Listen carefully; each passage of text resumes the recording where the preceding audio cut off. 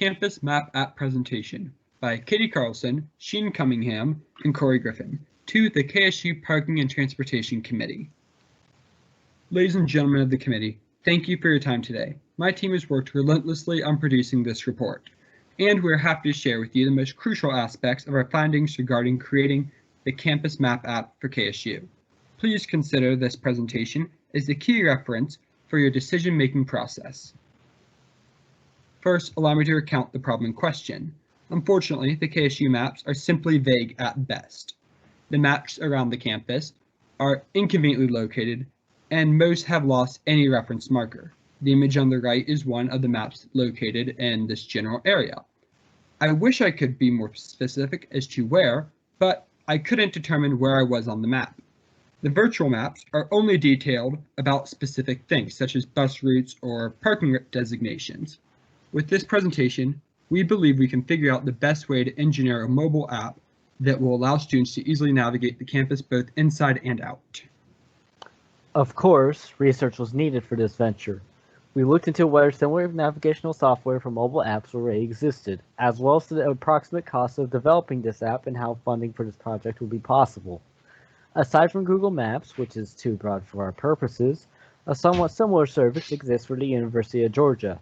UGA has an interactive map site which allows the user to search for specific buildings with a satellite view. The specific findings for costs and funding will be discussed later.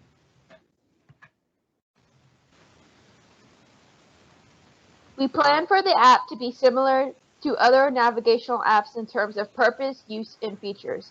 The app will have an interactive map of both campuses.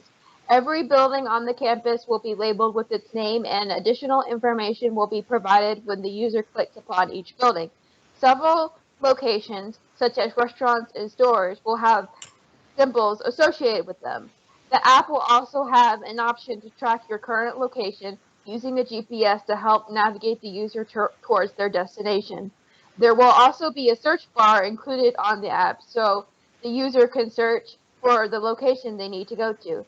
Finally, the user will be able to save and bookmark locations that they want to go to in the future. Here is a simplified estimated timeline for the proposal. First, we need to determine the developers of the app. We will leave that choice in your hands. Next, we need to obtain the data needed for the app, such as campus maps, building and classroom info, and other related material. Then, we select the means to fund this project among the options presented later. After all the preparations have been made, development can actually proceed and eventually launch. After launch, the app will still have to be worked on for maintenance, or if additional features become desirable. Based on our research, these are the estimated costs to create the final product. On the left is the cost range for each aspect. On the right is an estimate of the total cost, assuming each amount is average. A more detailed cost analysis will be in the final report. Something else we need to keep in mind are the long-term development costs. For example, we would need to pay about $99 per year to have an app in the iOS App Store. Next, we would also have to worry about maintaining and updating the app for the years to come. The first year maintenance cost would be about 50% of the original development cost.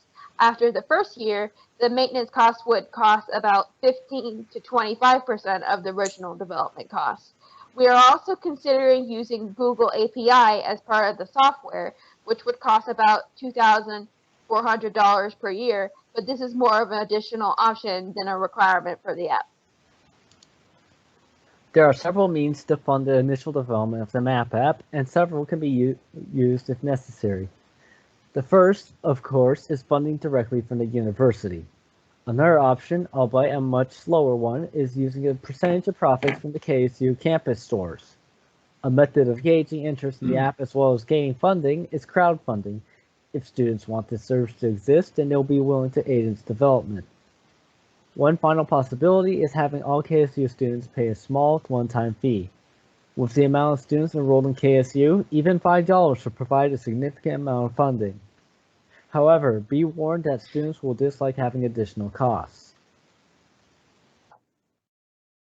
In order to finance the long-term cost of this app, we have a few methods to choose from. Using in-app advertising, the app can cover part of its regular fees. However, certain forms of advertising can be ethically intrusive and negatively impact the student's opinion of the app. Alternatively, we could be charging the students a fee factored into the registration costs. This would provide a fixed amount of income for the maintenance, but students would again react negatively due to the higher tuition fees. Then there's crowdfunding. This approach would be the biggest gamble due to the fact that we're asking for donations from college students. Realistically, the funds can be reached by a mix of these techniques. Now for the part that the legal team cares about, the concerns of this project. The first concern is app monetization.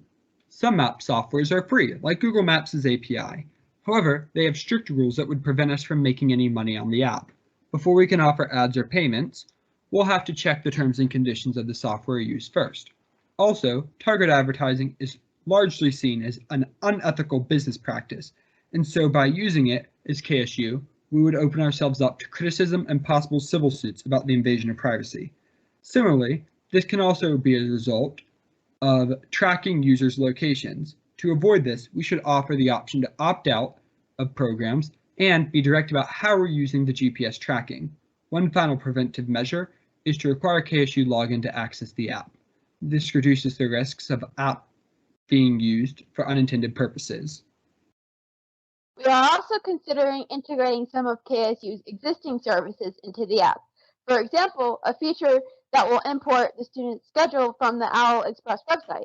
That way, students will be able to search for directions to their next class if needed. Another feature we are considering is listing each student's parking permit information from the parking portal, so they will know where they can park. When it comes to the bus tracker app for the OWL bus, we are considering integrating that app's features into our mobile app as well, so students can have just one app for their transportation and navigational needs. Finally, we are considering having 3D mapping of the campus, which is similar to KSU's virtual tour. Overall, the Campus Map app offers mobility and professionalism while still keeping the personalized details of KSU. The concept of the app will allow for new features being added in an adaptable structure. We can finance this project in a variety of ways, which gives this committee flexibility as to how we can proceed. Once again, thank you for your consideration of our research, and we hope we can continue to aid KSU's development in future projects.